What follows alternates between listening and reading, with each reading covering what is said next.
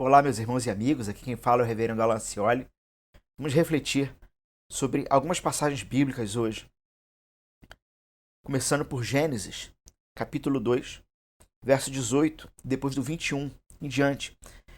O Senhor Deus disse: Não é bom que o homem esteja sozinho, farei alguém que o ajude e o complete. Então o Senhor Deus o fez cair num sono profundo.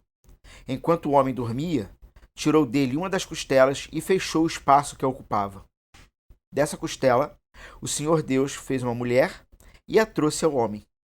Finalmente, exclamou o homem: Esta é osso dos meus ossos e carne da minha carne. Será chamada mulher, porque foi tirada do homem. Por isso, o homem deixa pai e mãe e se une à sua mulher, e os dois se tornam um só. O homem e a mulher estavam nus, mas não sentiam vergonha. Efésios capítulo 5, verso 25 e 27 diz: Maridos, cada um de vós ame a sua mulher, assim como Cristo amou a igreja e a si mesmo se entregou por ela, a fim de santificá-la, tendo-a purificado com o lavar da água, pela palavra, para apresentá-la a si mesmo como igreja gloriosa, sem mancha, nem ruga, nem qualquer coisa semelhante, mas santa e irrepreensível. Nós sabemos em todo o contexto do Gênesis, ou pelo menos o início, que se trata da criação. Deus prepara o jardim, Deus prepara a terra e ali ele cria com suas próprias mãos o homem. A saber aqui, o gênero masculino. O homem então é criado, é feita uma aliança com o homem, com esse primeiro homem, tanto que ele é o representante de toda a humanidade. E nessa aliança, nesse pacto, nesse contrato, é acordado o seguinte: que enquanto ele, representante da humanidade, continuasse fiel em obediência a Deus, ele e toda a criação estariam seguros em Deus. E no decorrer então do tempo, o Senhor lhe faz uma companheira, uma auxiliadora. O texto que eu li vai traduzir como alguém que o ajude e o complete, porque ele não era completo ainda sem a mulher. Sabemos então na sequência, Deus coloca um profundo sono em Adão, da costela, ou seja, do seu lado, como uma igual, a mulher é feita e passa a ser amada pelo seu marido. Tanto que andavam nus, estavam nus, verso 25, mas não sentiam vergonha. O problema todo começa não somente no casamento, mas em todo o contexto da criação. Né? A gente vive, então, infelizmente, esse momento de pandemia e estudos apontam, e isso já é fato em alguns países que estão já passando pela pandemia, que o número de divórcios tem aumentado, o pedido e a realização dos divórcios tem crescido de maneira exponencial diante da pandemia, porque homem e mulher não conseguem mais viverem juntos. E veja que essa é apenas uma faceta do problema. Homem e mulher não conseguem mais viverem juntos, como a ideia do verso 25. Estarem completamente desarmados e íntimos um com o outro. Mas homem e mulher estão separados, assim como pais e filhos, vizinhos, amigos, irmãos. Separados, inclusive, não somente do seu contexto social, mas separados da própria criação. Não vou entrar no mérito sobre responsáveis sobre esse novo vírus. O responsável é o próprio ser humano, porque a criação de Deus, diz lá no livro de Romanos, geme por causa do pecado humano. Então essa é a razão de todo o nosso problema. As consequências do que acontece no capítulo 3. Se você tem uma Bíblia, abra então.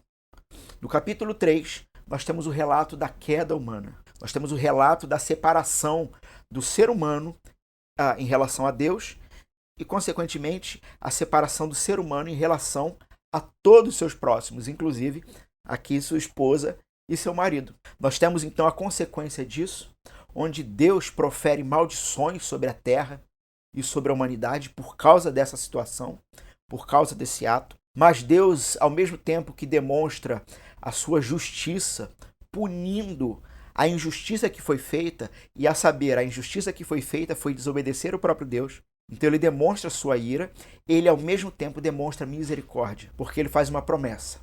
Da semente da mulher nascerá um que esmagará a cabeça da serpente. A ideia é que Deus promete em que virá um que irá restaurar todas as coisas. E esse um é o próprio Jesus Cristo, é o Filho de Deus.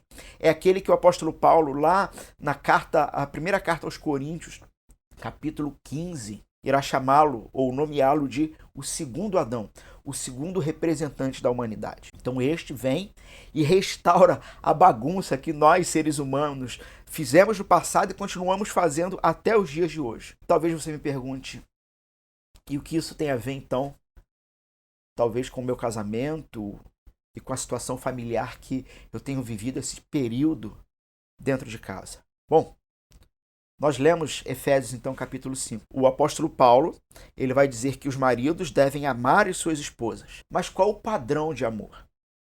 Veja, é um padrão que precisa ser restaurado, um padrão que foi perdido. O padrão é o padrão de Cristo, da mesma maneira que Cristo amou a sua igreja.